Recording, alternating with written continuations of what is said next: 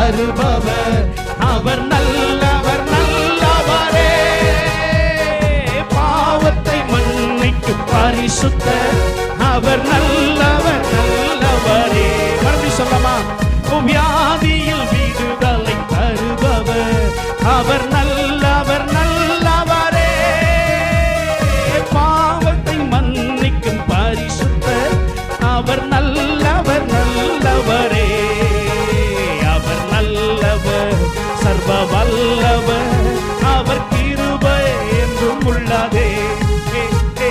நல்லவர் வல்லவர். அவர் கிருபை என்றும் உள்ளதே.